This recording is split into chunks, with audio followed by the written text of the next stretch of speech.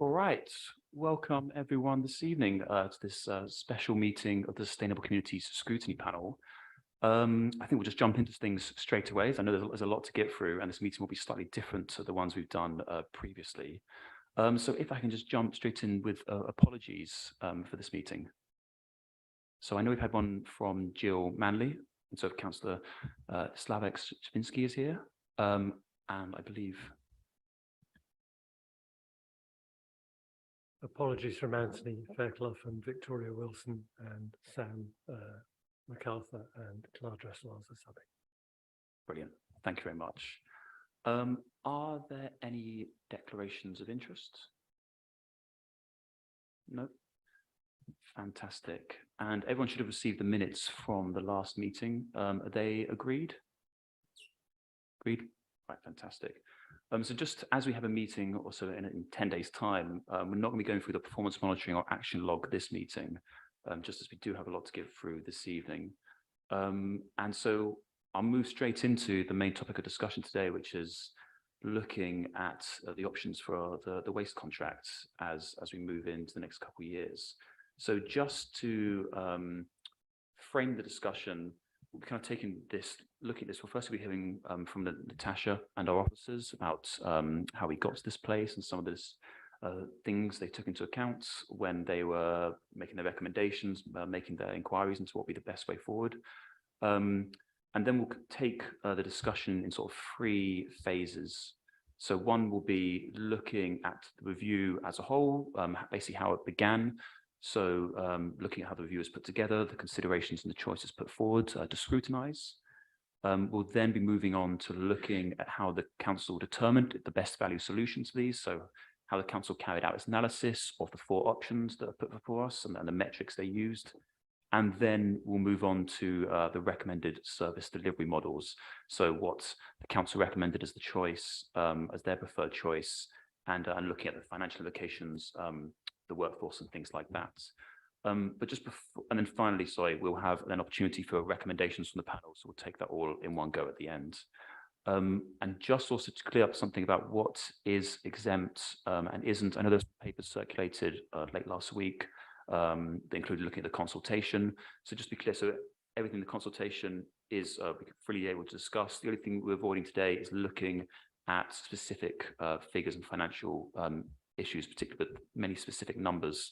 So if we could avoid discussion of that, but otherwise this consultation is free. Feel free to refer to that as you like. And just also just a technical note, depending on how long discussions go, we might have a break midway through, but we'll see how we go depending on timings. So I hope that's okay with everyone. Any questions at this point on anything that I've just said? No? And then if not, I might then hand over to Natasha, please. Thank you. Thank you, Chair, and thank you everybody for allowing me to come and speak to you for pre-decision scrutiny on this quite important decision. So just to take you, I'll speak very, very briefly because I know this is more about answering your questions and allowing you to scrutinise the recommendations that we put forward.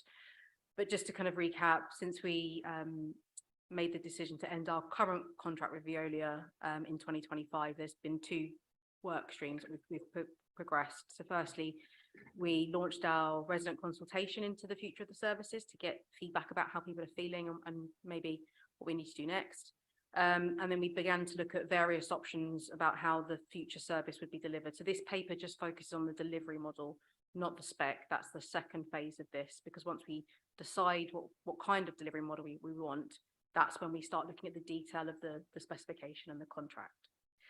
So the results of the resident survey highlighted that in the main, and I know saying this out loud means that I'll get, people will show me a million examples where I'm wrong, but in the main, our collections are in a good place, but 63% satisfaction rate with our collection service. That's our wheelie bins and our food waste collection service.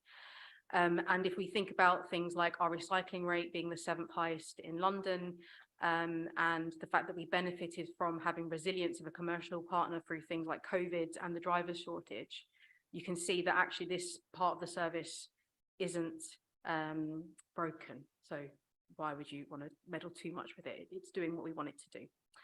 However, when we look at the results for our street cleaning, we've only got a 30% satisfaction rate, and that's declined year on year since we outsourced. And when we issued our improvement notice to Veolia last year, a lot of that focus was on street cleaning and green sacks and issues that we have with that. And what we kind of think that is about is the spec itself is quite baggy and very hard to say, to pin down. And we have a lack of control over that part of the service. So when assessing all of these options, we genuinely went into this without having any preconceived notions about what we wanted to do. We didn't say this is an insourcing council, this is an outsourcing council, this is a council that only ever does arm's length. We didn't have any of those things. We genuinely wanted to find an option that works best for Merton. So we narrowed it down to 4 options of either insourcing, outsourcing, looking at a joint venture, or doing an arm's length company, which is where you kind of set up a company that's owned by the council but managed by a different entity. We then put it through a best value process, which isn't just about the finances, it's also about how we can implement something, whether it can be delivered, and it takes into account things like capacity and control. So we've landed on the recommendation to split the service, to contract out the collections, because we think that that would give us more resilience, that would allow us to use the technical know-how of the wider industry. It means we are able to be, because we don't necessarily have that capacity in the council just right now to bring that back in. So it means we rely on the kind of wider industry and the wider capacity there. But we want to bring in our street sweeping service because we think it will give us more control. We think that there isn't any benefit to outsourcing there in terms of cost, because actually it's cheaper to bring it back in. And it means that we can flex the service and make decisions around things about sweeping schedules and when things happen. So I think it's a balanced position that we've taken to try and utilize the technical know-how of the market, but also to be able to take the opportunity to take control of our street sweeping service, which is the most nuanced part of our waste services. And I'll go to officers to see if they want to add anything to that.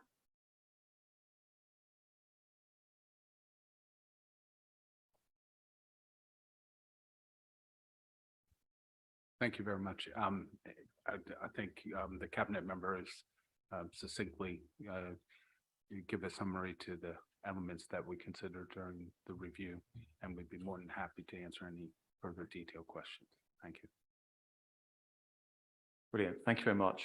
So if we could then move on to the discussion. So this first section of looking at reviewing basically how this review was put together and some of the considerations in the choice of services put forward. So does anyone have any questions? And also looking at the consultation as well. So does anyone have any questions to add on that? Slavik? Thank you, Chair. Thank you for the report. I've got a question in terms of the transition. I'm assuming that with the ending of the contract, we'll have to be some of the staff or maybe on, and have a new staff in place as well. So will there be any transition period covering staff training between the end of the contract with Veolia and Merton taking over? Thank you.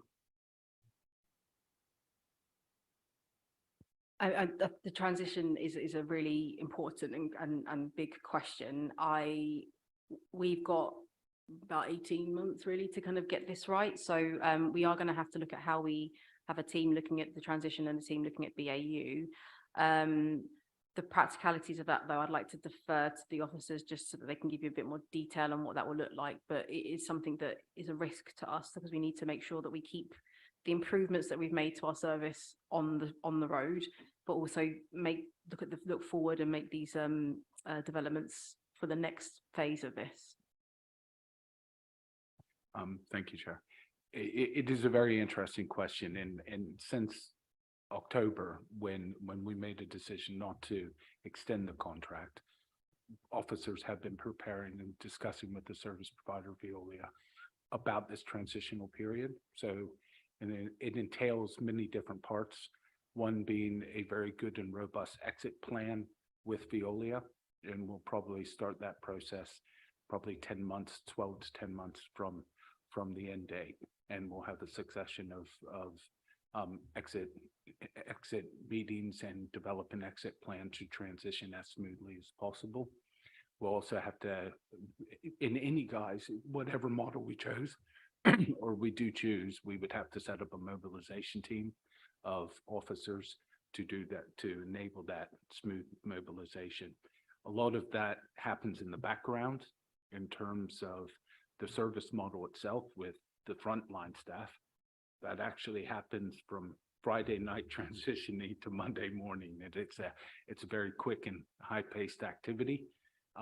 What we would have for the initial, at least for the first few months of any new service provision, would be just a business as usual sort of arrangement as we transition over into the new service model and bring people on that journey. We would like to ensure that we have discussions with the staff up until that time, though, to hand over with that smooth transition in any service model. So we will be having a lot of detailed meetings in the background and ensuring that we have a long and robust transition period. Thank you. Great. Thank you very much. Yeah, Samantha. There doesn't seem to be any assessment of sharing any services with our SLWP partner boroughs. Was that given any consideration when you were looking at the different models? Well, that was part of the initial decision at the beginning. So all the partners boroughs were advised to go their own way, to do their own thing and do the thing that works best for them. I think all 4 boroughs have learnt the lesson of having control of your service in your borough, because I know we are doing very similar things and there are certain benefits to economies of scale, but ultimately we've all got different streets and we've all got different needs, we've all got different flats above shops. So the decision from the South London Waste Partnership and the recommendation from the South West London Partnership was for us to separate and go our own way in the first instance. Great, thank you. Also, yes, yeah, Steve. Yeah, just to follow up on that, does that preclude any future options, even maybe not as part of the South London Waste Partnership, but maybe bilateral ones with similar councils, even if it is just one, not the whole 4 other ones?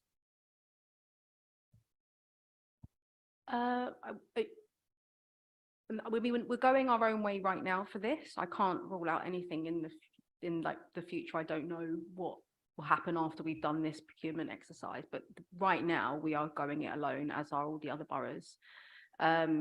It's not a kind of it's just we're all going our own way because we've all got our own needs. I think we've all learned that we have to do that. We have to build these contracts based on what we need them to do.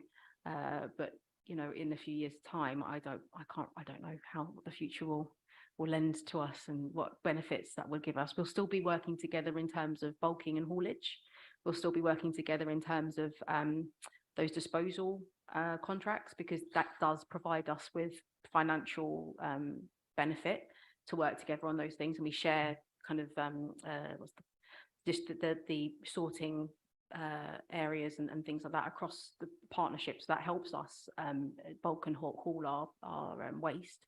And we'll still all be using the ERF as well. So we're still in it together on those things, but just on this delivery, this front line bit, we all recognise that we have to do what's right for our boroughs. Great, Stephen. Thank you. I just wanted to make a similar point, really. I'm not at all convinced that, given that we as a council recognise the benefits of combining our services in a number of different areas, that we just go our own separate way because we have a more sensitive service, which is more relevant to our area. We could say exactly the same thing on every other service where we collaborate, because of course it's much easier to respond to your local residents if you have all the control of the service locally. But typically we've decided not to go that way. We have for various services, we're doing them in collaboration with other boroughs because we're able to reduce overhead, because we're able to consolidate operations. And the idea that peculiarly here, without really much explanation why, we're saying no, it's different here.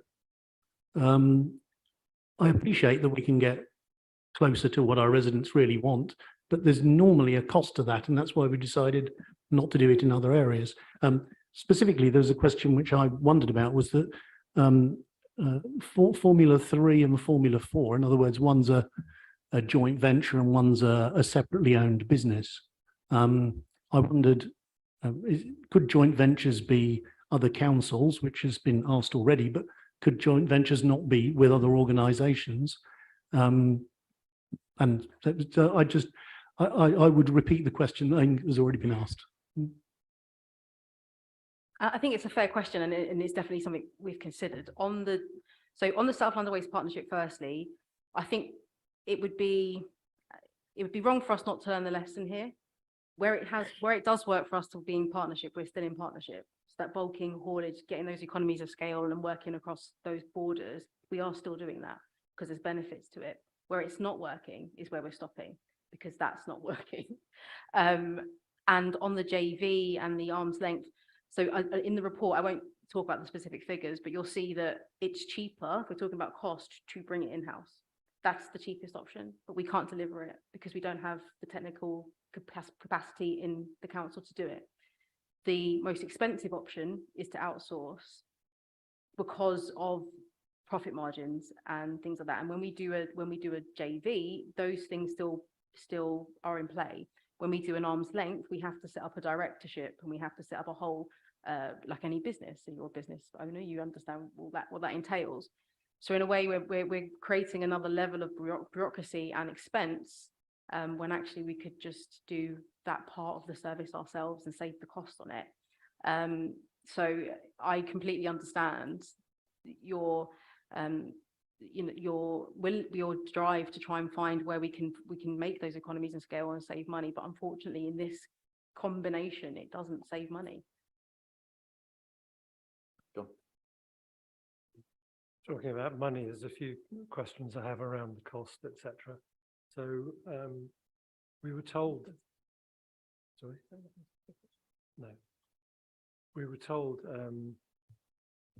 when the contract model was introduced that it would be a saving of £2.5 million a year by doing so. Yet now there's no real discussion of estimated costs for the new services, especially with enhanced service specifications. So is the approach now not a savings measure? Is it just taking into consideration more the requirements of the service rather than the cost? That in the report, paragraph 2.7 is actually incomplete. There seems to be an anomaly between 2.6 and 2.7, where one says private sector can deliver at a lower cost, whereas 2.7 says that commissioned service will be more expensive. So I'm confused by the report a little bit. And the other one was when the decision was taken not to extend the contract with Veolia, because they proposed a significant increase in the cost. So what was the increased contract cost compared to the estimates of the four models that you went into? So on the point about in the report, it says typically outsourcing is cheaper for us because over 50% of our staff are currently still on Merton terms. It's not. So that's why it's not cheaper in this particular instance. Unless we wanted to suddenly destroy terms and conditions, and I'm not prepared to do that. I don't think you would be either. So that's why that's not necessarily the cheapest option for us.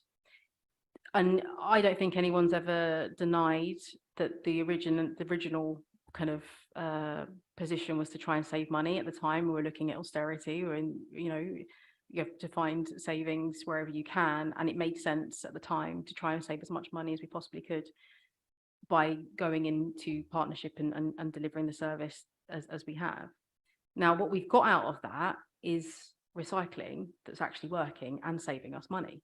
That is one of the brightest things that come out of this, is that we've got a collection service that other councils are now moving towards. I was at an event over the weekend and someone was like, oh, we're going to start separating our tins from our cardboard. And I was like, well, we already do that. It's okay. And our food waste recycling is is a big win. So we won that battle in terms of collections.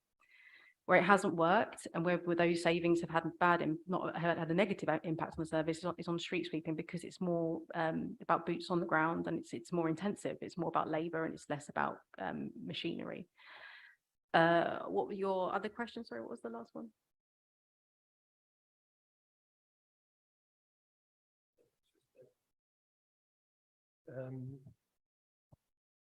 It's just comparing the increased cost that Veolia were proposing, which is why we went against them, against the estimates from the 4 models.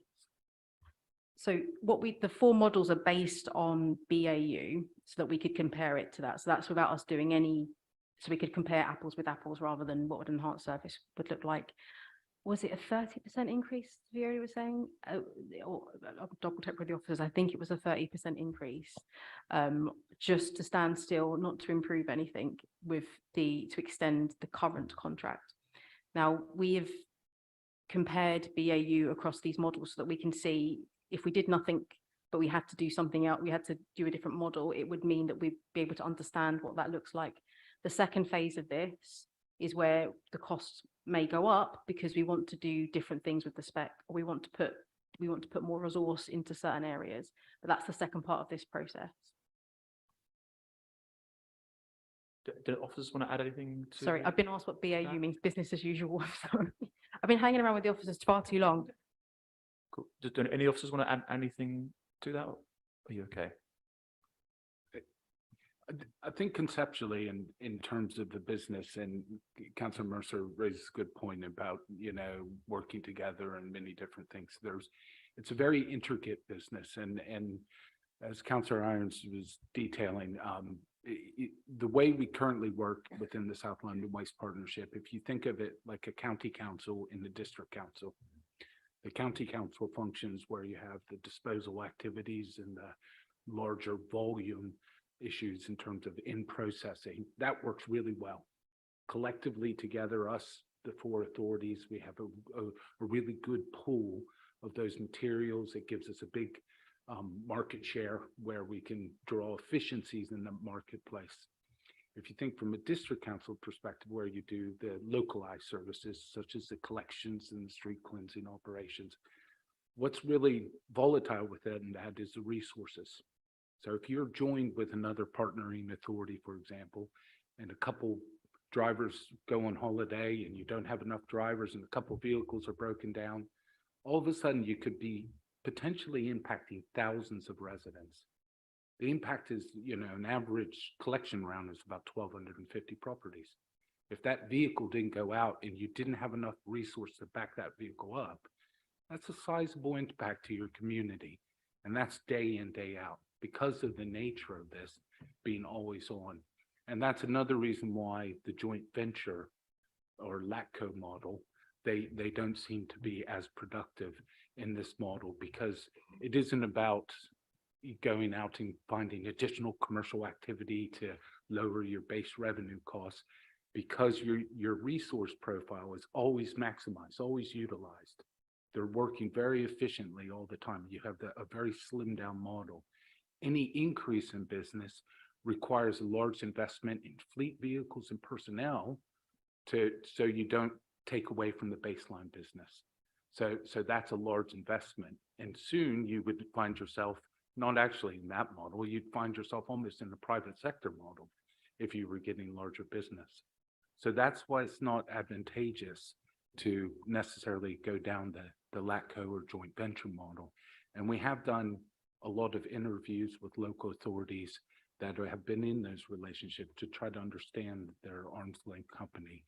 And, they're not to be named in probably a public event, but I don't think that the responses from officers that we've interviewed, they weren't, I wouldn't say optimistic or positive about that.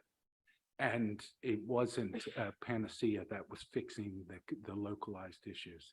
Hence why these localized services are so critical to get right at this stage, to make sure we have the technical skill to do it, but we also have the resource provision to keep that always on model. It's almost like a utility.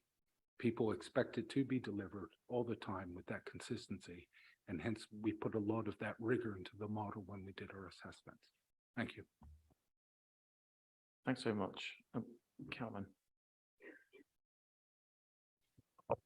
Yeah, I just wanted to ask, obviously this will be split into two parts. You've got one part in-house and one part outsourced. So with the outsourced part, I just wanted to know what sort of length are you envisaging Sorry, Karen, just that sounds like maybe that's something we might discuss in the third section on the specifics of the recommendations therein. So I think more just kind of looking at some of the review right now and the choices before us and some of the considerations when we started this. If that's okay, if we come back to that, is that okay? But, yeah. The last time this came up for review about 7 or 8 years ago, there was some soft market testing done and discussions with various providers. Have you had a chance to do that this time round, and what was their broad feedback if you did so?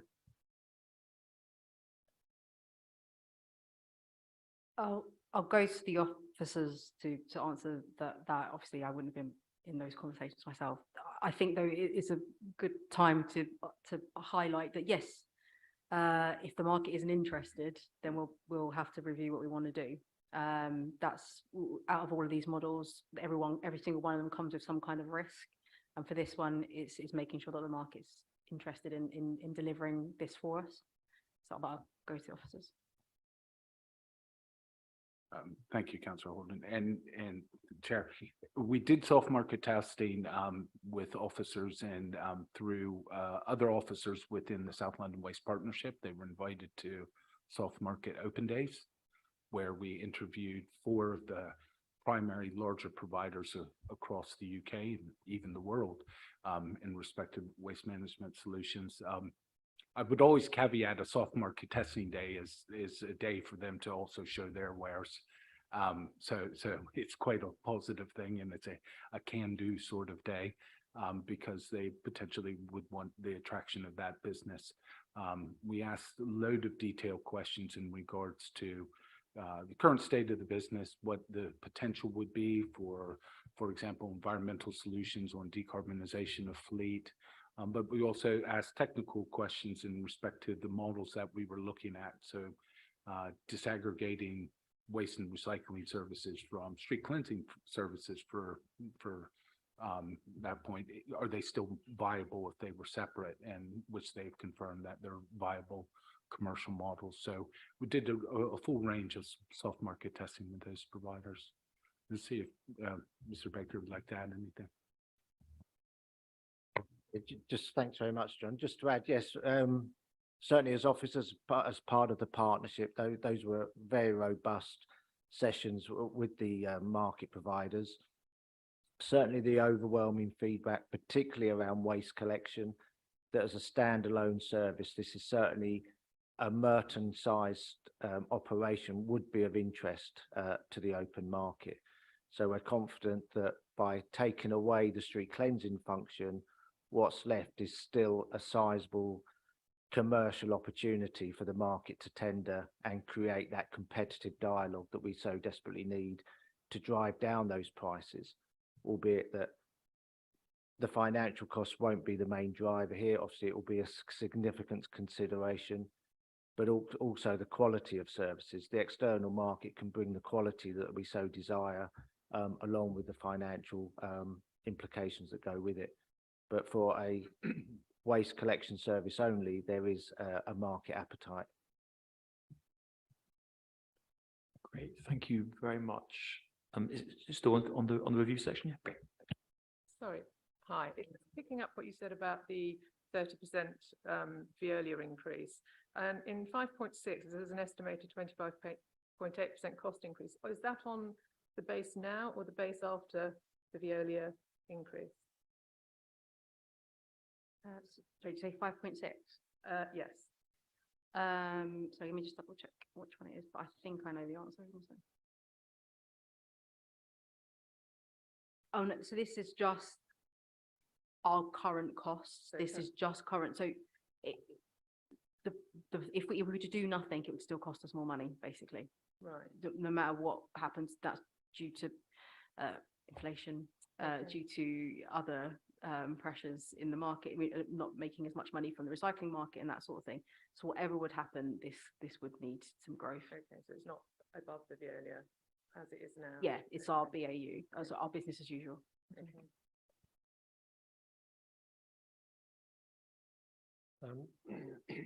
Having received the consultation papers about Friday, I think, managed to get through most of them this weekend. I'm just surprised how little the public consultation response is referred to in the main report. So could you highlight an area where the administration's proposals have been changed by the response to the consultation? I firstly apologise for you getting them late.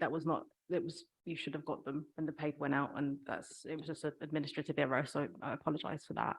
But I think the whole approach has been shaped by what's in the paper is the kind of the two standout metrics, i.e. are you happy with street cleaning? No. Are you happy with the bin collections? Yes. That helps us to really shape our approach to this. It's highlighted,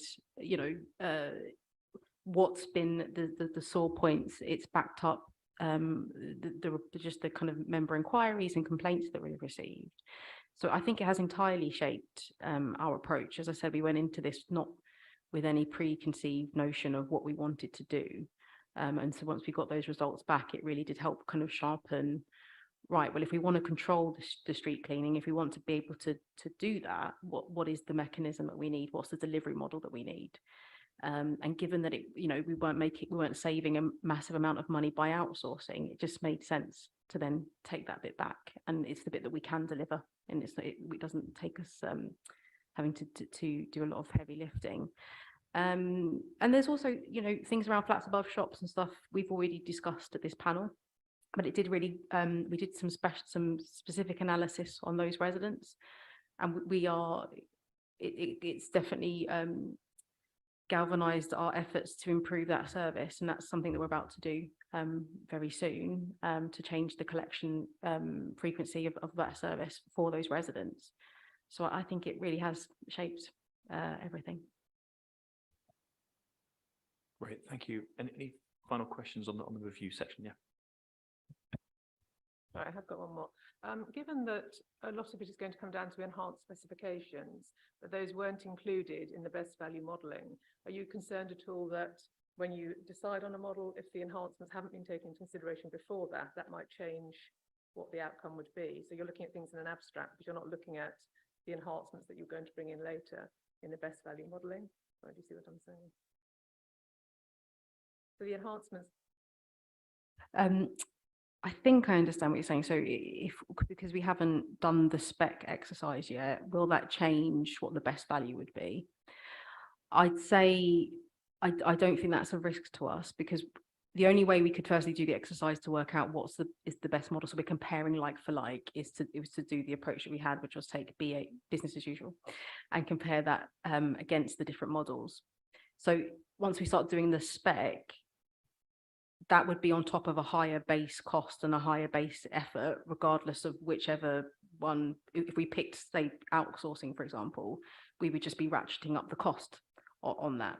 And so that's why I don't think we're starting at a certain foundation and we're building on that. So depending on what foundation we decide to build on, I don't think it would be massively bad. And I understand that, but is it not possible that one of the ones you projected might actually come in cheaper if you take the enhancements into consideration, depending on what the enhancements are? Is that not possible? I don't think it would be possible, because as I said before, one of the reasons that it's not necessarily cheaper for us to outsource is because our half of our workforce that have outsourced are already on Merton terms and conditions. The bit that we want to, and our bin collections are okay. So actually the spec for the bins, we might do some tweaking around it, because nothing is perfect and there might be some things we want to do better. But actually it's quite solid. Where we need to add the spec, where we need to really get into it, is the bit we're bringing it back in-house. If we did that in the private sector, that's where the price then ratchets up. Do you see what I mean? Because then bringing it back in, we have more flexibility, we have more control. We can decide kind of who's responsible for what, and we can put the flex into the service as we see. But if we were to go out to market and say, do this, this, and this. Of course you can, but it costs you more money. Right, thank you. Well, I think that question brought us on to the best value solutions and how they were determined. So looking at, sort of this part, kind of looking at how the council carried out its analysis of the options that were put forward, the metrics it chose, the options, and how it ranked those services that are in that report. So any other questions on the metrics used, on the services ranking, things like that?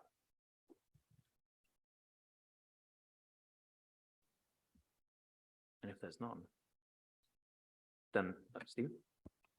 Thanks, Chair. I think my question was essentially whether they could and should be divided as much as they have been. I mean, what occurred to me at a very simplistic level, and without having yet gone along with a rubbish collection lorry or with street sweepers, which I'm sure would help me, was that it seemed to me to be self-evident, based on no knowledge, but seemed to me to be self-evident that if someone conducted street sweeping after there had been waste lorries going around collecting, that might easily join one with the other and save cost, as compared with the two of them being completely separate operations.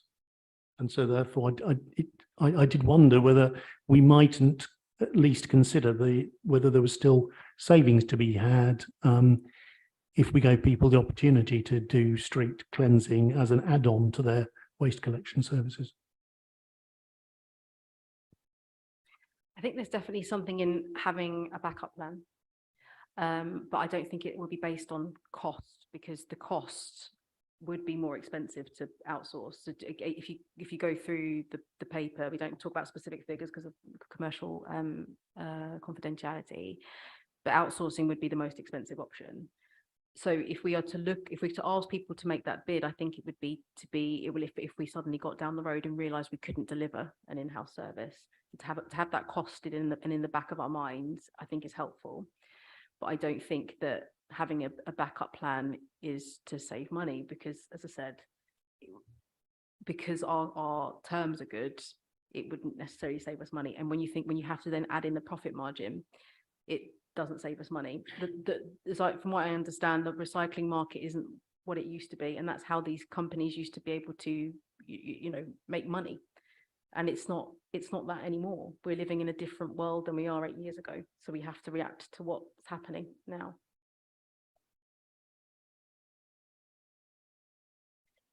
So I noticed the value metrics that you have. One of them is reputational impact. Was that considered as one of the main impacts, given how the first couple of years of the previous one was particularly bad? Would you say that was one of your highest weightings, or would it be purely financial, or one of the other metrics?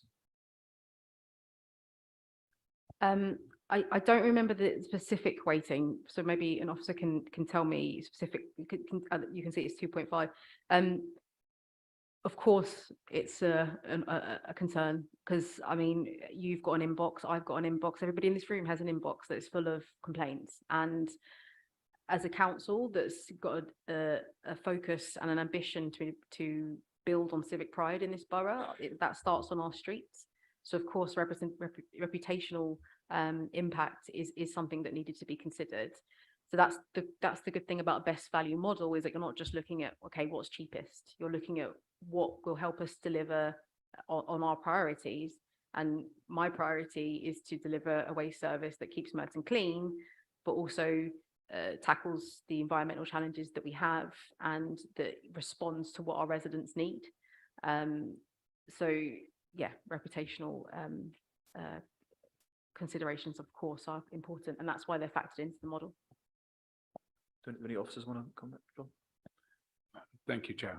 In terms of the totality of the reputational impact is in table 1 and the subsequent tables underneath of that, where you'll see that the weighting for reputational impact is at 12% as compared to 17.5% for financing, or for the deliverability of the service model, which is 15%. So we have weighted those in terms of the impacts on the service as well in totality. So reputational impact definitely has an impact on the service, both on how we deploy resources, where we deploy resources. So the risks associated to negative reputational impact has an impact on the service as a whole. So we've tried to look at these 13 indicators from a whole service impact in order to determine the recommendations within this report. Thank you. Great. Thank you, Martin. Obviously, the service model is the biggest weighting in this. What other councils have had a separate street cleaning contract and a waste contract? Is there many examples of this in London, obviously learning from best practice?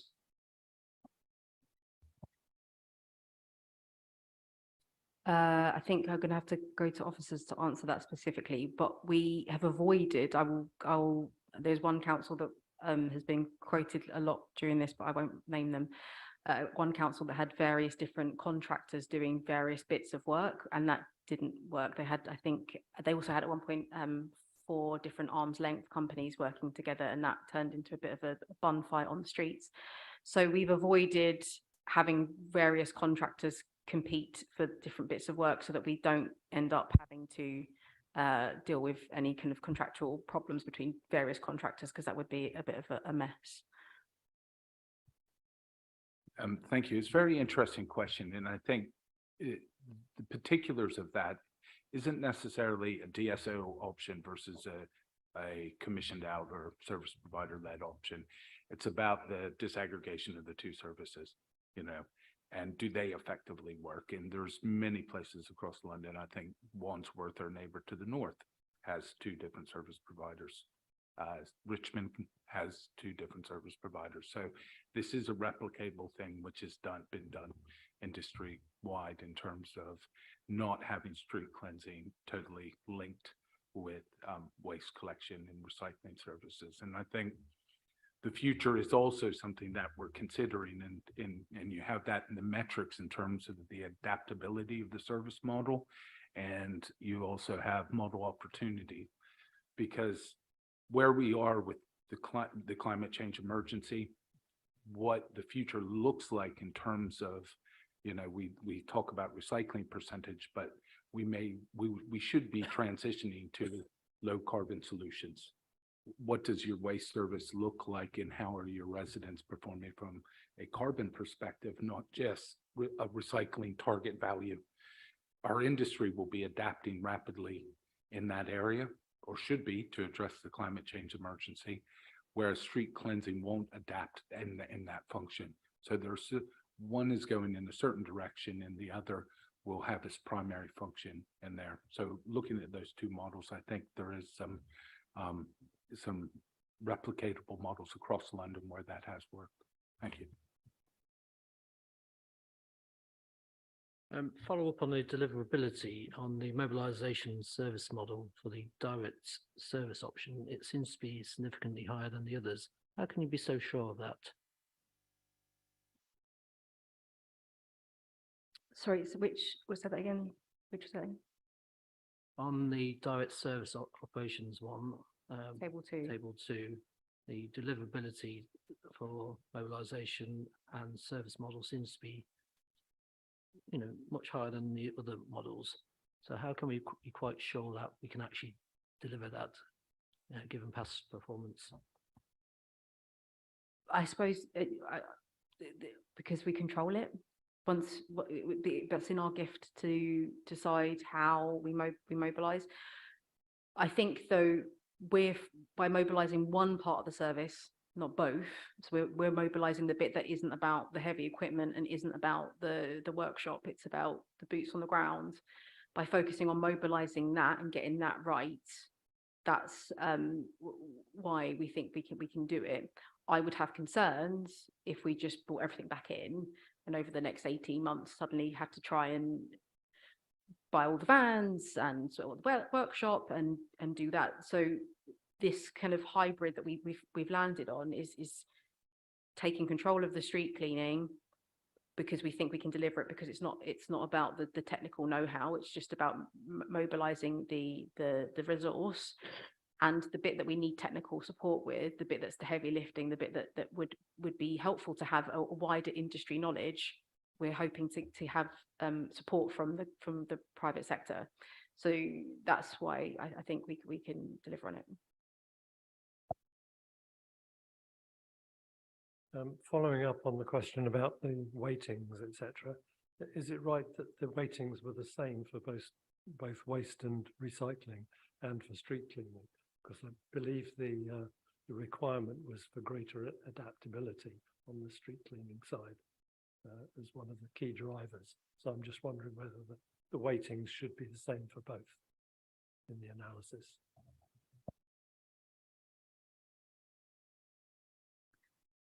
Yeah, I suppose, I mean, there would be a certain, I guess in theory, there's a certain amount of adaptability when it's your own service, because you don't have to go back to the contractor and say, can you change this in the contract to do what we want you to do? So I suppose that's what the model's picking up on. But I think, going back to my earlier point, in terms of what we can actually deliver and in terms of what we can manage as a council,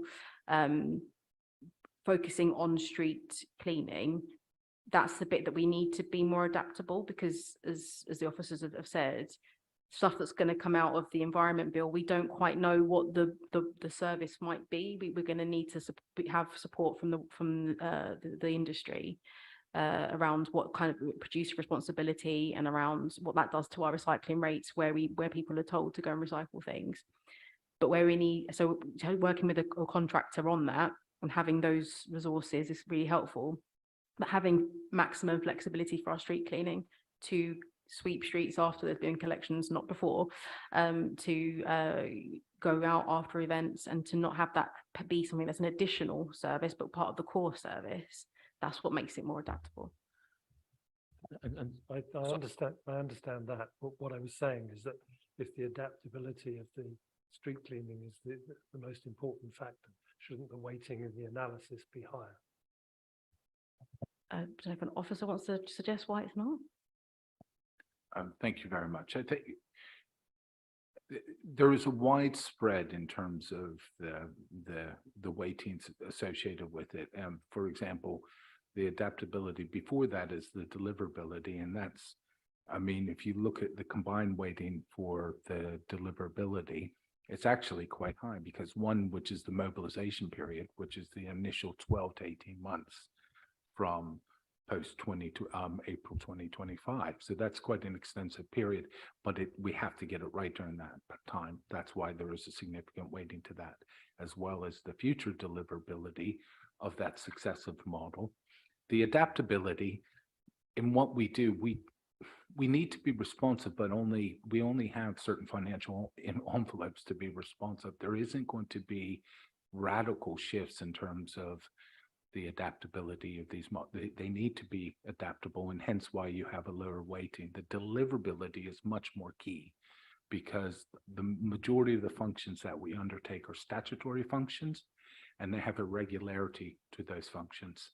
We definitely, and in terms of the adaptability and the ability for our model to address those, the importance is having that flexibility. And I think we have evaluated those equally, rightly so, because both of those models are equally important to adapt at certain times.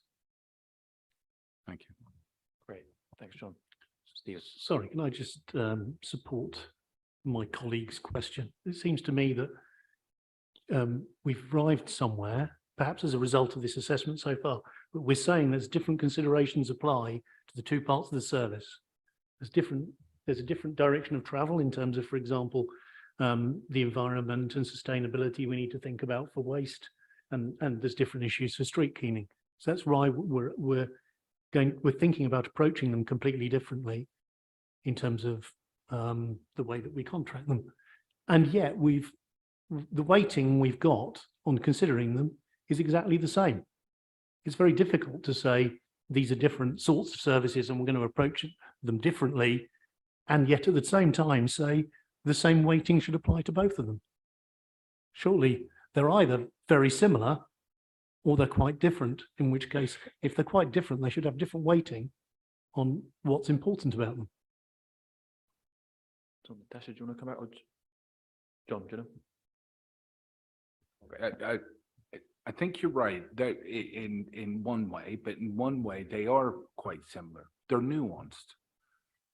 90% of the resources, labor and vehicles for both models. The replicatable nature of what they need to do is the same for both models. The need for having workshops to control vehicles, fuel usage of vehicles are very similar for both models.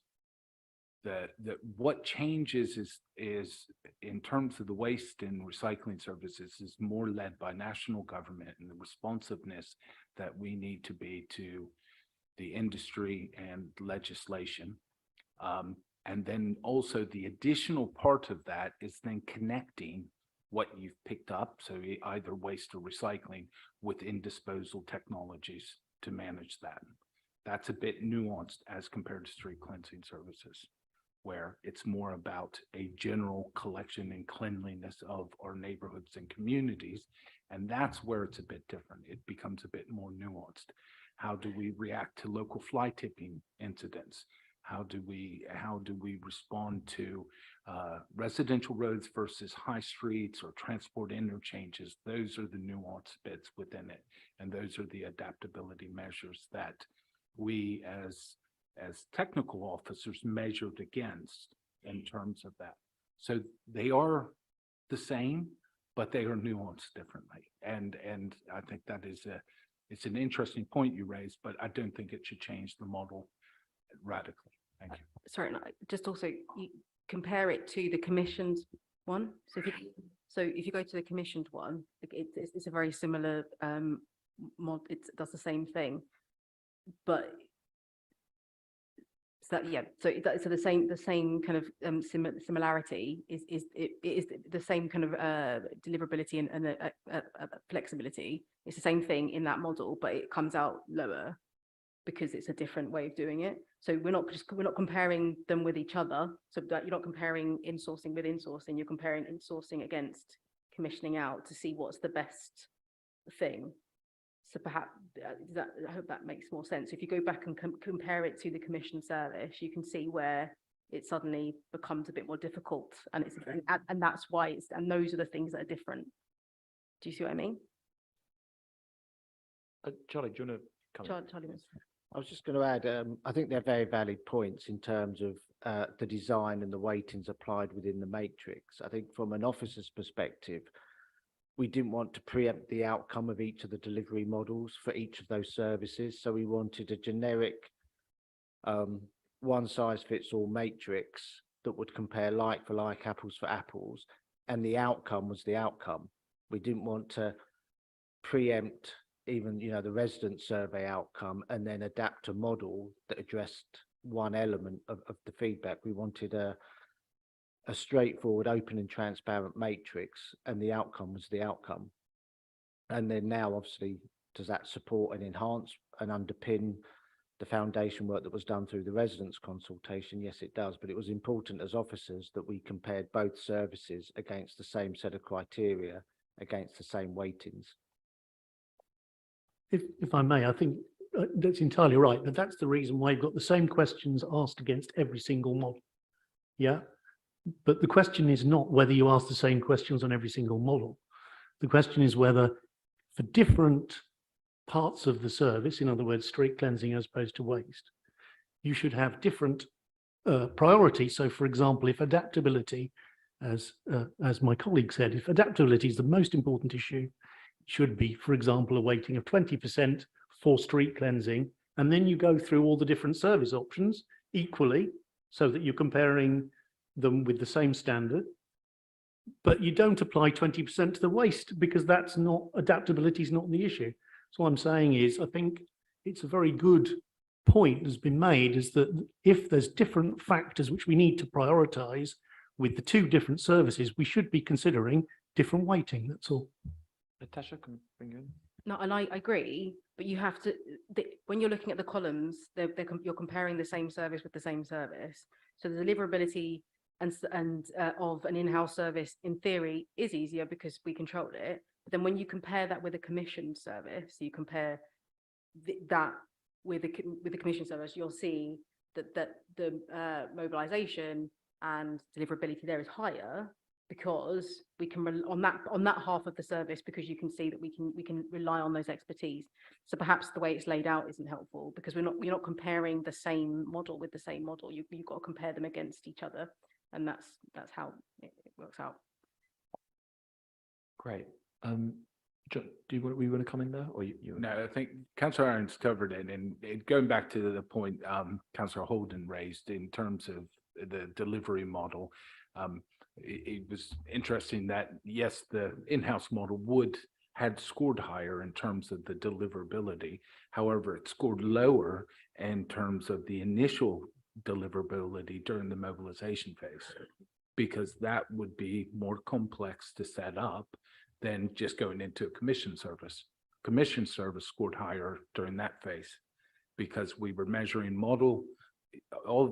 the 4 different models against those service lines for that service category. And that is how you evaluated those scorings because we were looking at not at one service model with all that criteria, but each criteria against the 4 different service models was the scoring. Thank you. Great, thanks so much. Are there any final questions on how the council determined the best value solutions? And if not, cheeky one. Okay, one last cheeky one. Cheeky one. What consideration was given to the volume of member inquiries received over the years in terms of how you chose the different options here?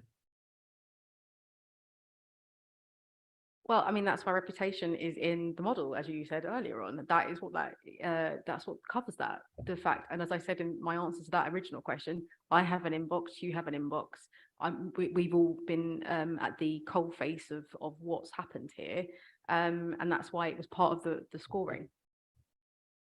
Great, thanks, Tasha. So then I might now move us on to the discussion of the council's recommended service delivery models. And I know that Caroline had a question earlier, so on that topic. So if I could bring you in first, Caroline. Yes, thank you, Chair.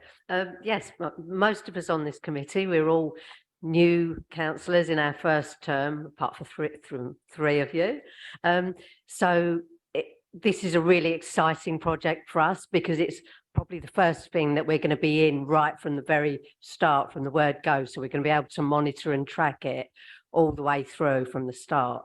So what I would like to know is, with the outsourced part of it, how long you envisage the initial contract being, and for the in-source part of it, how long do you envisage before you actually monitor or review that to see how well that's working?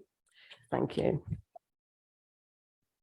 I think in the report it says we'll be looking to go for an 8-year contract, because I think we have to provide certainty to any provider.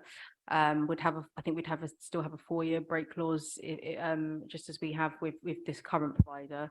I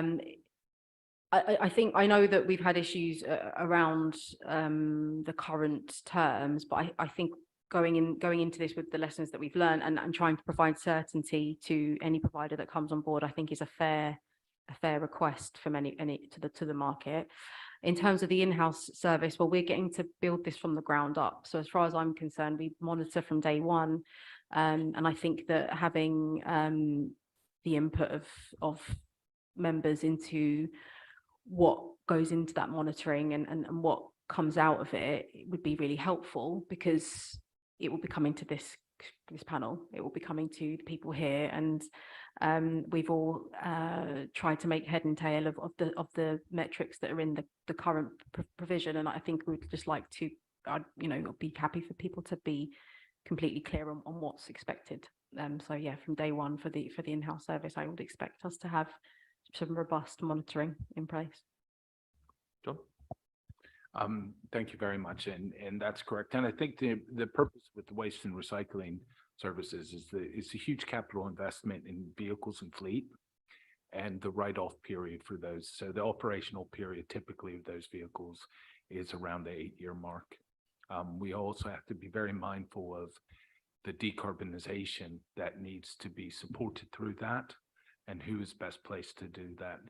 You know, the electrification or other technologies in terms of the decarbonization.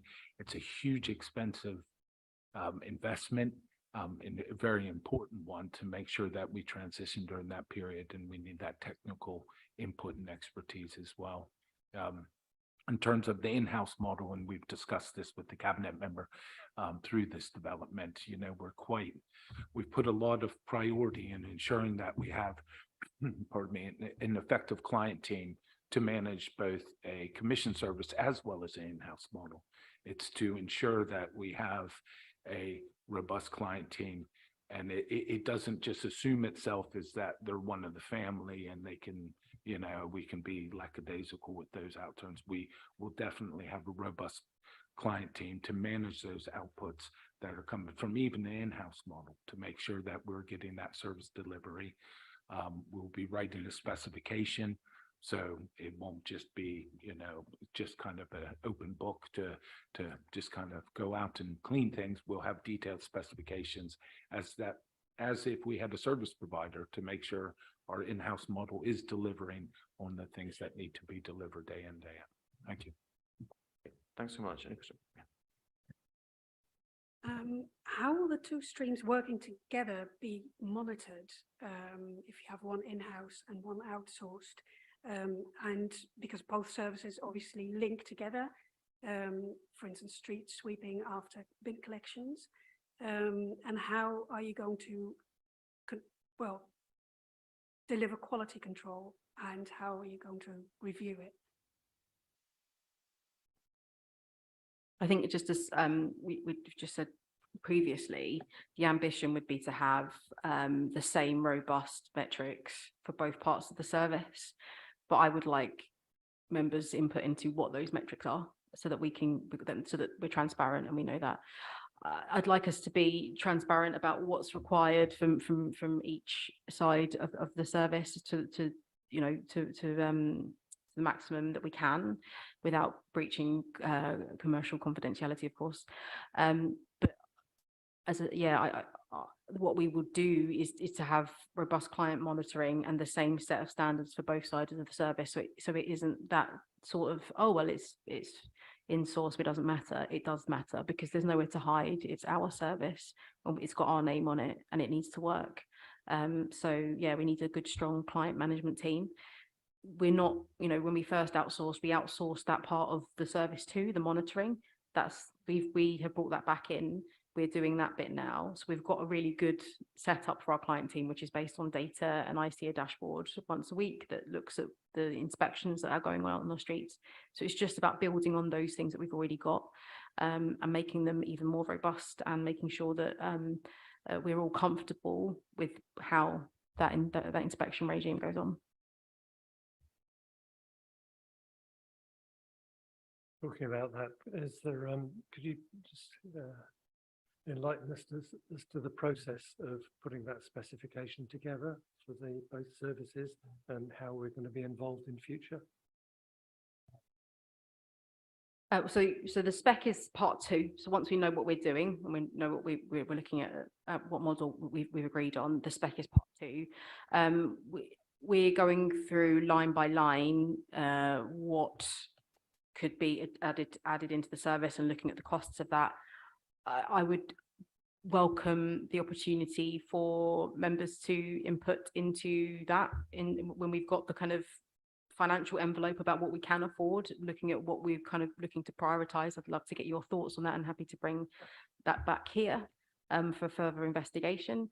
So yeah, the process is we're going line by line through what would go into a new spec, and looking at how that would impact the cost, because obviously we don't have a blank check. We do have to try and keep it within certain margins of affordability, otherwise poor Roger's gonna have a heart attack. So we have to do that, and then I'd be more than happy to share in that decision-making process here, given, as I said, you'll be the panel that will be scrutinizing this in the future.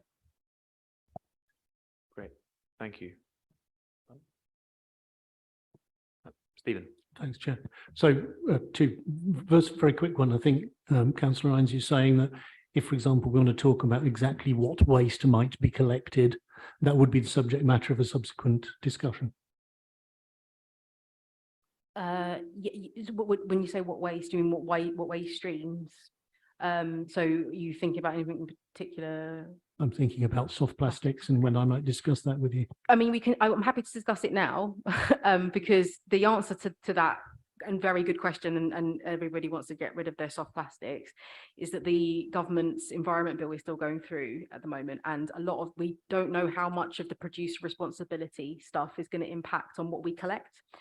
We can't make an investment in that at the moment, because we just don't know if we're going to have to, because it might be that the producer will have to pay for it.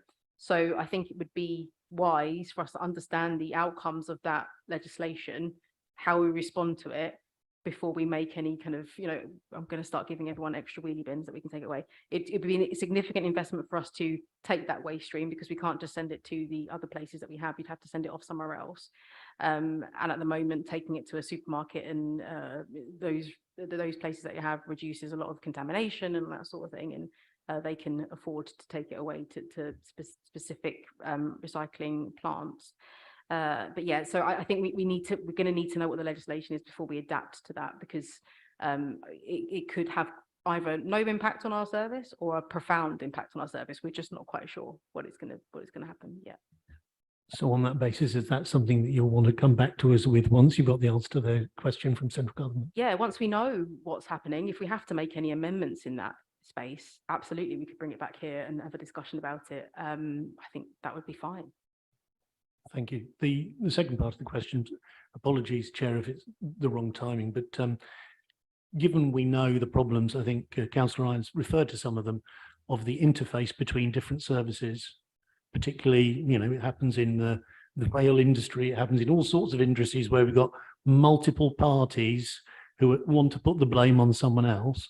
To what extent has the potential arguing between different sides of the service been taken into account in the costings or otherwise of the proposal? I think it has had, as I said before, when we've thought of examples of other councils that have done multiple arm's lengths and got into those kind of disputes you were talking about. I think the good thing about this model is when it's an in-house service, it's not a contractor going, well, I'm not contracted to do that. It's either you sweep, you don't sweep, and we can make sure that things are swept.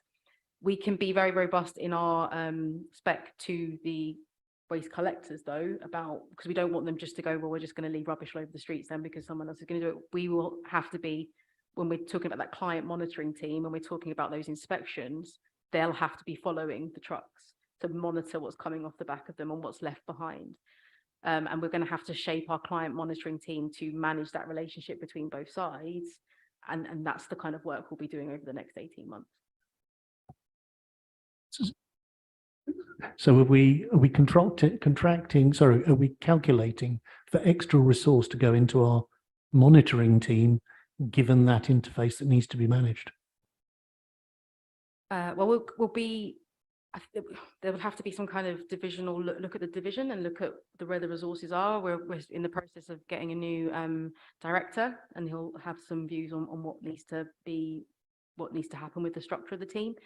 But of course, we're going to have to structure our resources to respond to that need. But I think we're in a much better place now than we were a few years ago, because the foundations are there now. I think Officer Zeb, John. Yeah, thank you. If I could add to that, working in reverse from a director's perspective, a divisional perspective, we are reviewing, what is the correct setup in the future. So that's some interesting work that's going on between the two parties. We have some developing ideas in terms of partnering governance. So we'll have formal meetings on a monthly basis between the two parties that is coordinated by the contract management team.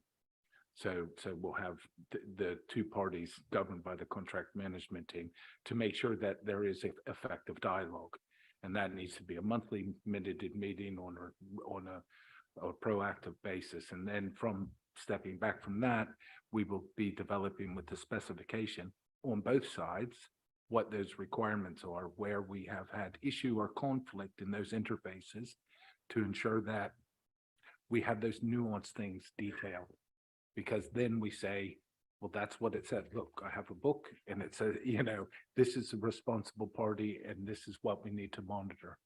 So for example, a commission service ideas in our head, we would be looking at a service provider providing our client team a standardization in terms of self-monitoring, where they record imagery and they provide that in a monthly report to show us that they have an effective team out monitoring post-collection.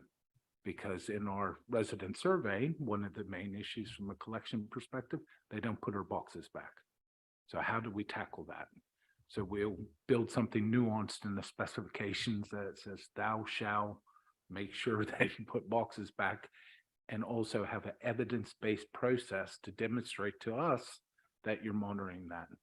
And therefore we'll set a system in. And we just need to go through that nuanced aspect line by line by line to make sure we have that rigorous background. So it won't be an outcome-based specification. I think that's important. It isn't a general, let's just keep things clean to this standard. We have a hybrid specification, which is it needs to be clean to this standard, or bins need to be collected at this frequency. Also, the minimum requirements are these. So you shall need to do this, you shall need to do that. So that's what we call hybrid model. So we don't stymie innovation by anybody, but we do have minimum requirements. Thank you. Thanks so much, John. So I'm just conscious that we've been asking a lot of questions to officers and to cabinet members. So I'm going to take the moment now just to have a quick short break, just for 10 minutes. So we'll then come back and continue where we left off with the discussion and then move on to recommendations afterwards. So let's take a quick break. So I've got it now as just before 12:30, so we'll come back just before 22. Thanks so much.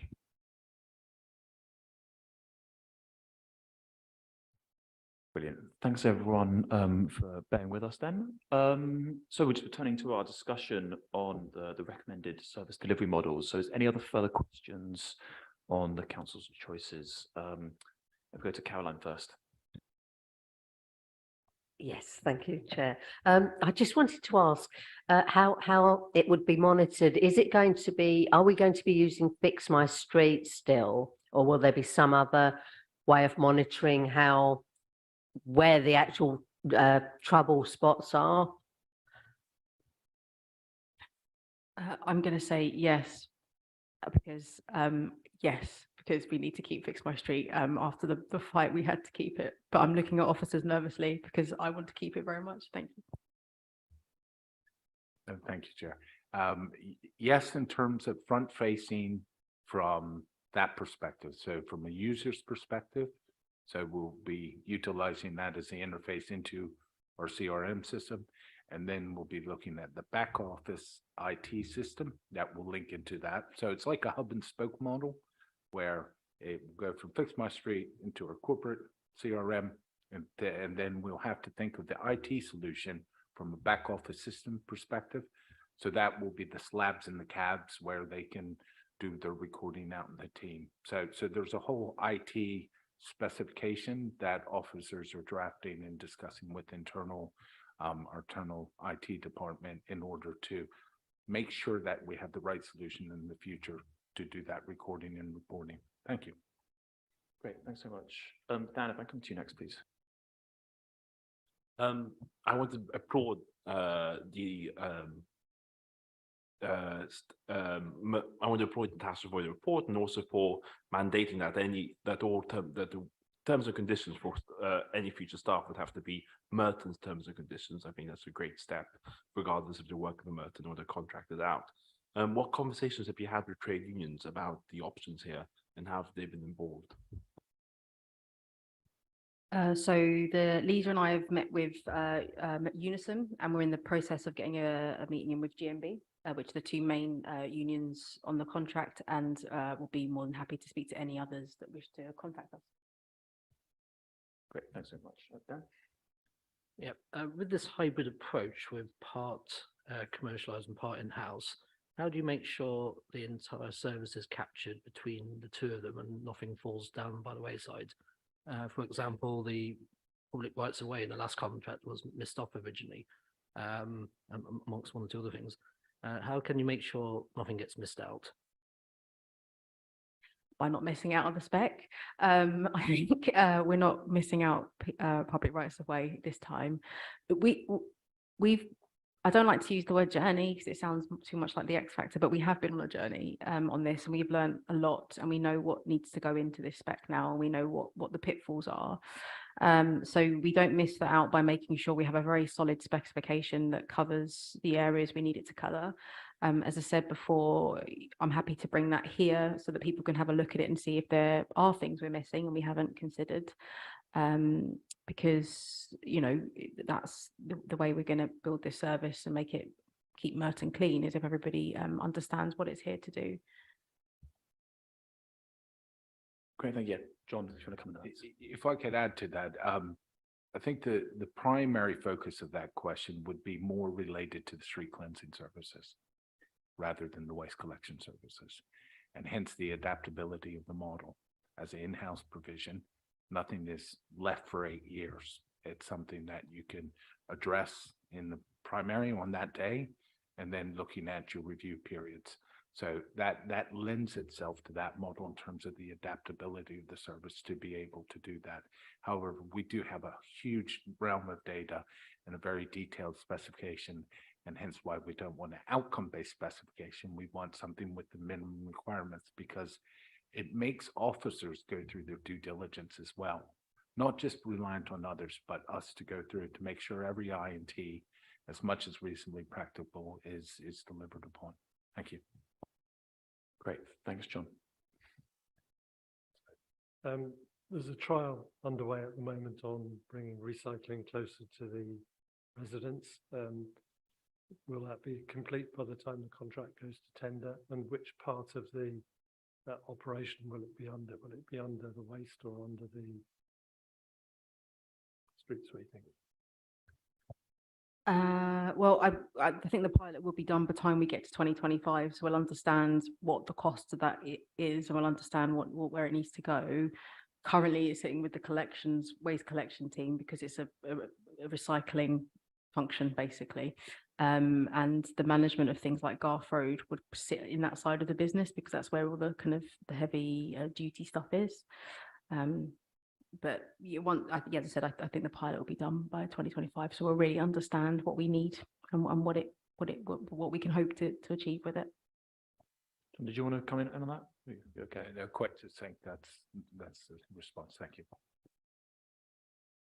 Any other questions in this part of the agenda?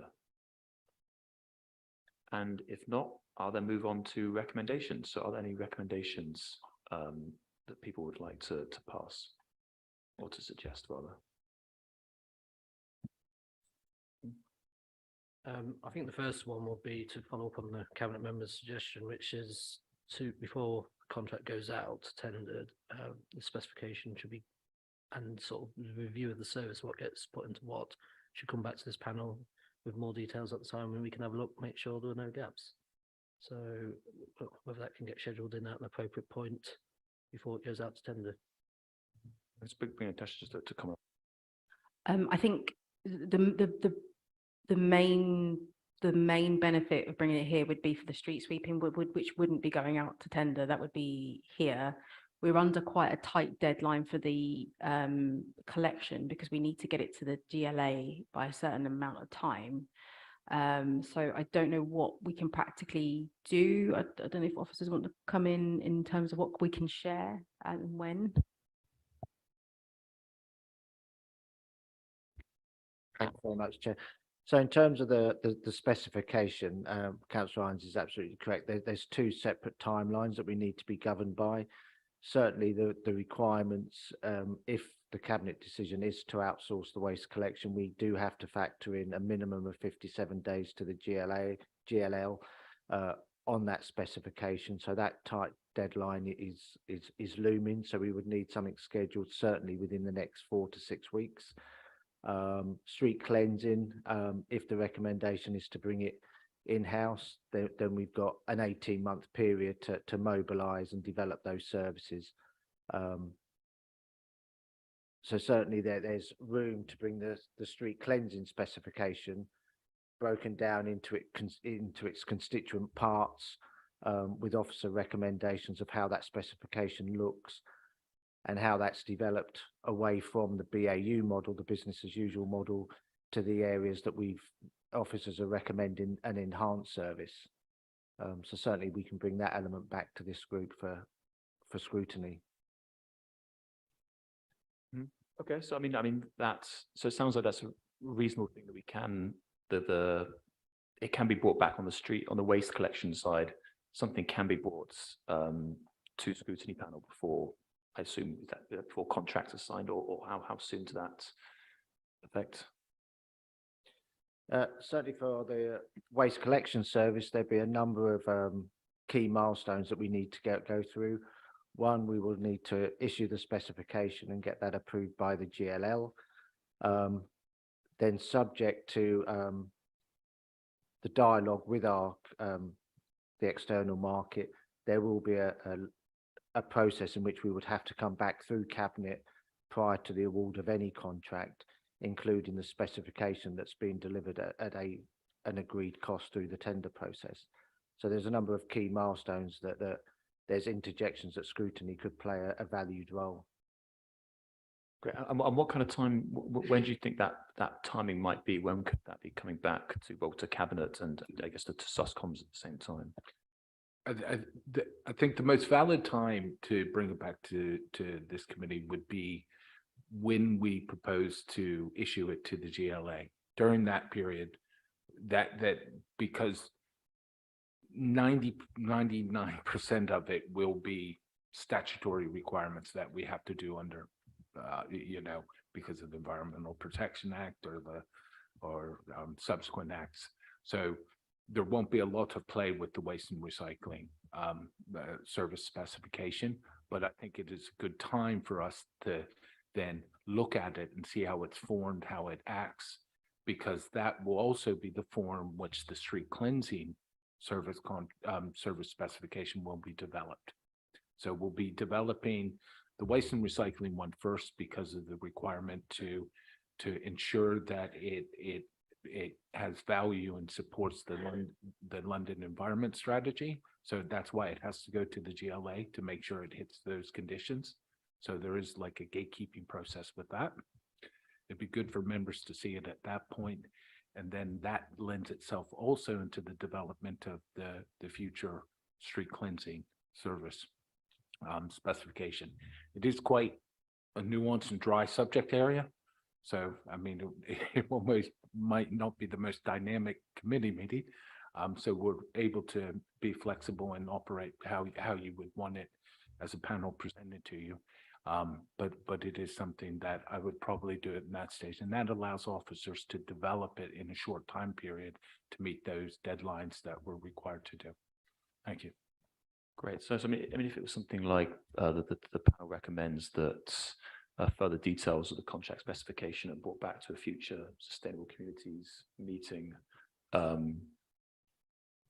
yeah, at an appropriate time before everything's official. Something like that. John? In that case, would it be possible to put a couple of recommendations now for the waste services? Would that be useful, or would it be too late to do it when it comes back to scrutiny? I think we'll be doing some now. So if is everyone happy with that? As I crudely worded that, in bringing back the panel recommends that detail for the details of the contract are brought back to a future sustainable community meeting at the appropriate time when that works. Can someone seconder? So Dan's proposing it. Anyone wants to second it? Civic? Sorry, Chair. It appears that we've got two deadlines here. Mm-hmm. So shouldn't we have two opportunities for scrutiny for the two services?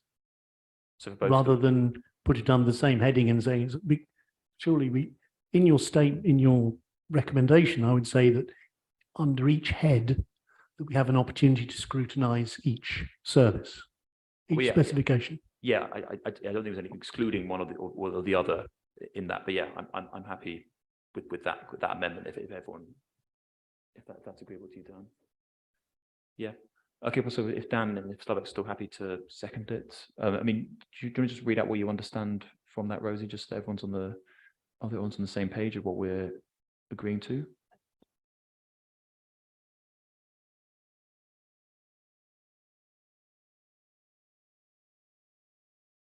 That's great to me. So all those in favour? All those against? And all those abstaining? I think that passes. Thank you. Next recommendation, Caroline. Yes, I'd like to recommend that street sweeping schedules are published on the council website. Yeah, yeah. Just Dan's just said we have been asked for a long time, but when we control them, we can do that, and I think that makes it. Yeah, I agree with you. We've been asking for that for a while, but now we can control it. It's up to us. Right, does it have a seconder? Dan? Great. So all those in favour of bringing back that proposal? Great. All you understand that? Do you have that? That's great. All those against and all those abstaining. Great. Thank you. So that passes. James. Yeah, Chair, I'd like to recommend that when Cabinet is considering specification of the new contract, that we prioritise and schedule the street sweeping days after the bin collection days. Great. That sounds sensible to me. So Dan seconding that. So all those in favour? All those against, and all those abstaining. So that passes unanimously. Thank you. Any other recommendations for the panel? John? So we know the environmental requirements and the requirement to go to net zero. But the council, I think, has an ambition to be net zero by 2030. Can we ensure that the contract goes in that says that the vehicle fleet provided by the contractor should contribute to that by 2030 at the latest? It sounds a good idea, but I might ask for Natasha an officer's view on how that could fit in with the council's. Is it already a requirement? Is that already? Because I think we've already put that in the budget and it's already been decided on. We are moving in that direction, and yes, that can be accommodated in respect to meeting those requirements. Yeah. So just to be clear, is that a requirement now? Is that something that's already in there, or is that something that would be new? As we will be moving into new models, it doesn't hurt not to include it. Currently within its model, we're moving in that direction, and it was measured within the best value evaluation in regards to sustainability. So we have a sustainability clause within that. So we have evaluated in that regards. Thank you.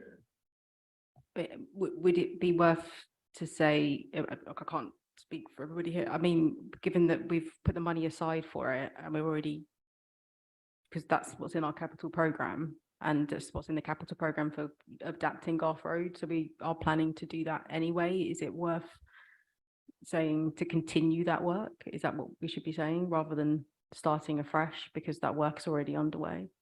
Should we continue the work? Is that right? To me, it's just the deadline of 2030 to make sure it's done by then. That's all. I know we're moving in the right direction, but we can't, as in decarbonise everything in the council by 2030 for this or this particular contract. So I think Martin wanted to have something to. I'd like that to be continued because obviously we're doing that already, and I think we've already agreed that would happen, and that work is ongoing. So from my side, I would want that. I'd support with continue. Okay. I mean, John, is that agreeable to you? Yeah, to make sure they have that deadline. Okay. So Rosie, do you under? Does that?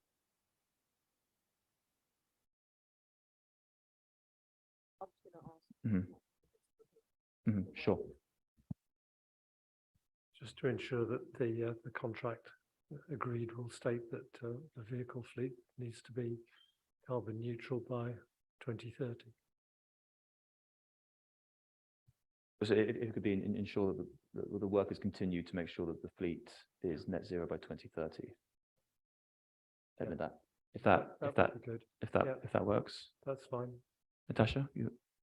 Yeah, I think to restate that we continue in that work, because I think the importance is to say that it's already happening. I don't want it to start afresh. We're already processing that work. There's already people in the building doing that work. So I think stating continue is quite important.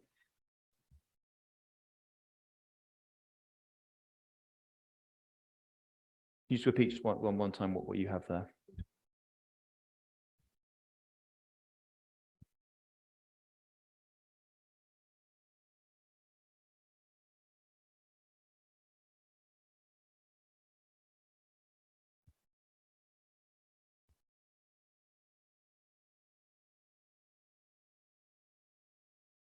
Cool. Is that an accurate reflection of the, well, yeah. Second, well, who wants to second that proposal? Clark? Fantastic. Okay, so all those in favour of continuing the work the council's doing on net zero and make sure we have a deadline by 2030? All those against and all those not voting? Great. Thank you very much. Any other recommendations? Dan? I had two, if I could be cheeky. They kind of link to each other though. It's about performance monitoring of the contract after the contract is secured, and whether officers can work up a process whereby us as a committee, SUSCOMs, can feed in and scrutinize the contract performance. So whether we can get that as a recommendation. And secondly, whether it'd be possible to ask for ward-based dashboards about flighted hotspots, so councillors can see where the flight to hotspots are in the ward, like in a nice map form, perhaps, or something like that. Yeah, they both sound like good sessions. So, Rosie, can you just repeat the two recommendations as you have them written down? Sorry, Dan, could you? Yeah, no, fair enough. Officers come up with a process for sustainable SUSCOMs. What proper title is, feed in and scrutinize contract performance. Maybe we'll take that one now and then we'll come back to the second one. So is there a seconder for that proposal? Slavek? Great. So all those in favour? All those against and abstaining? Great. Thank you. And then if we move on to the second one that Dan suggested, do you want Dan to repeat that again? Yeah. This panel recommends that the council introduces ward-based dashboards identifying flight tip hotspots for elected representatives information. Great. Is there a seconder for that, James? Great. All those in favour? And all those against and not voting? Great. It's passed unanimously. Dan? As part of the waste collection contract, I would recommend a clause or option for whichever provider innovates and looks for new technologies to minimise food waste being accessed by wildlife. Engage technologies. I know that, and I get a lot of things, but my Foxes now open food waste bins. But what do we do? How do we stop Foxes opening food waste bins? Right. I could say something cheeky about fox hunting, but I'm not going to. I don't know. Reviewing our containers and stuff, things might be part of the process. I'm not sure what we can do about Foxes and food waste bins. Chair, go. Just bring in John I first. could add some clarity. So I think we would continue to use best practice in terms of any future container provision or requirement. because they'll evolve in order to have better locking mechanisms over time. But we will be somewhat reliant on what technologies are out there at any given time. Thank you. Does that say the need for that? Okay, great. Are there any other recommendations, Caroline?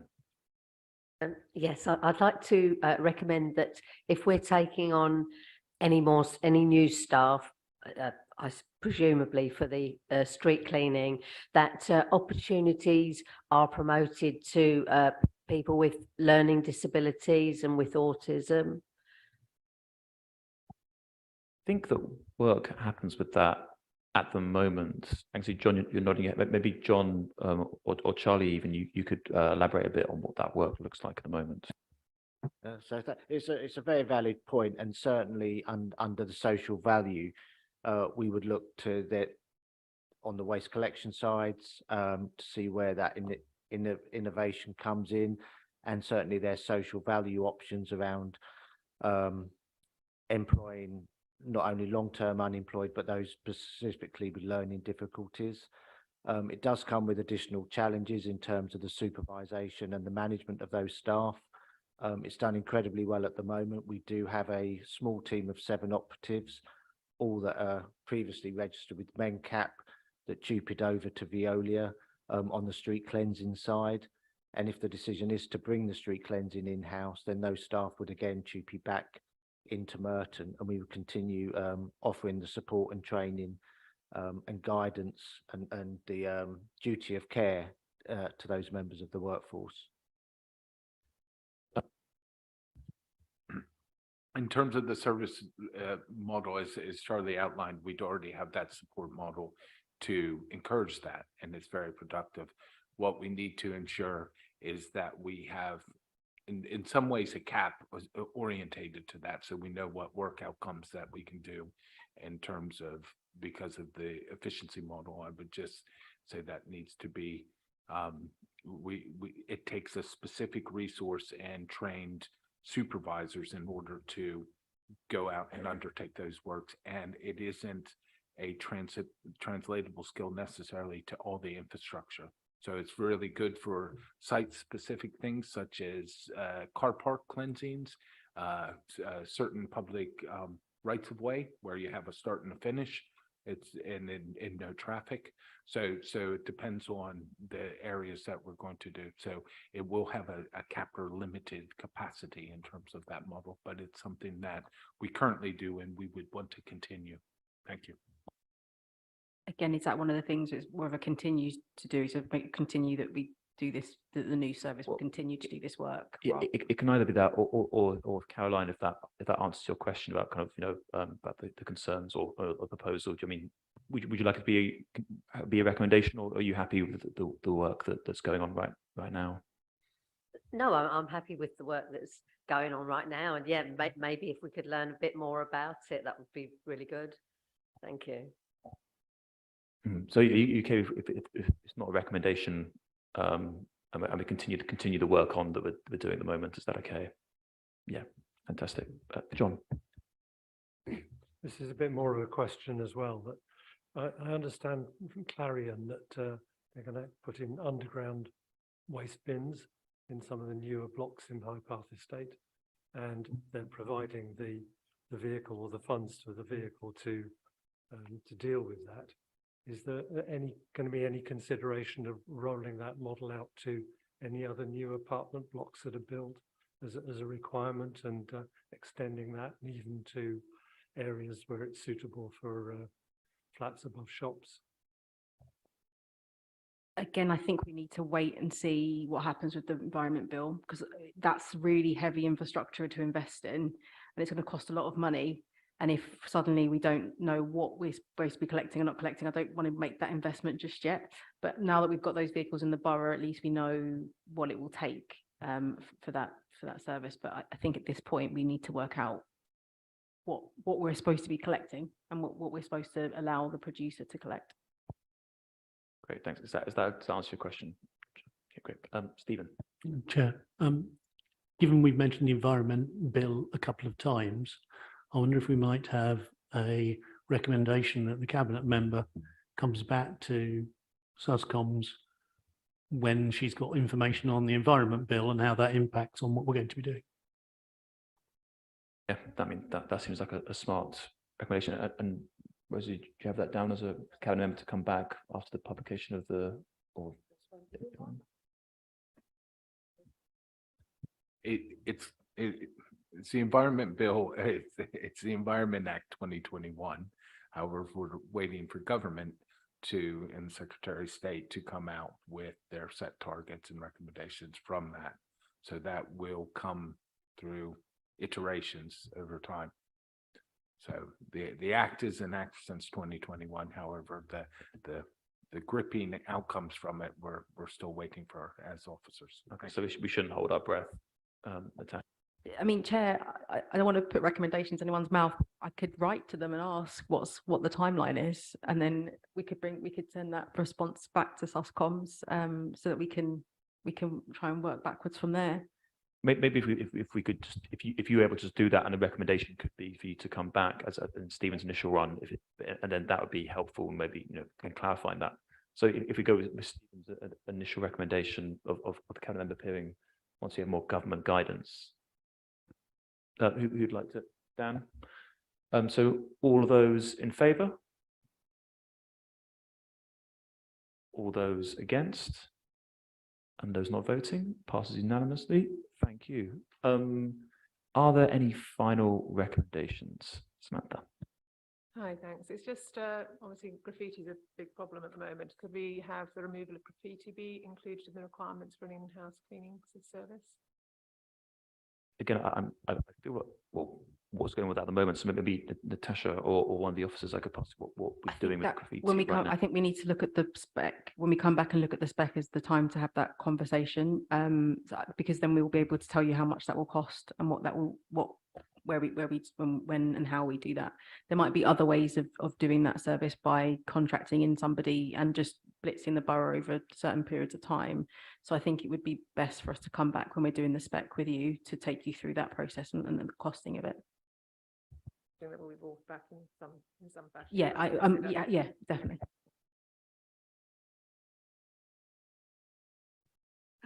And also there is a reasonable charge is mentioned for bulky waste collection. From the consultation, it shows that a lot of people find that a really difficult thing because they have to pay for it, or they don't have a vehicle to get to Garth Road. Is that looked at? How, if there is some sort of leeway to make it cost less or make that more affordable or achievable for people? So again, we'll come back with the spec because there is a cost implication for that free service. There was a paper that was supposed to be brought back to this committee about bulky waste and garden waste, but the chair didn't want you to have it. I'm joking. Sorry, no, I'm joking. It was just hasn't come back yet, but we can absolutely bring it back here so you can see the detail of it as well. But the mobile Garth Road scheme that we're going to pilot, I'm hoping helps bridge that gap between the cost of that service and providing this free service on a more kind of cyclical basis, so that people do have access to free collections, but we can do it in an affordable way rather than on a kind of door-to-door basis. Thanks, Natasha. Are there any final comments or recommendations to make? And if not, I'd just like to thank very, very much. I'll bring that to the end of the recommendations, Rosie. I'd just like to hugely thank Natasha for your time this evening and everyone else, and also for the officers for both this evening and all the work that's gone into preparing and getting us to this place. So I think with that, that brings us to the end of the meeting. So thanks so much, everyone, and have a great evening. Cheers.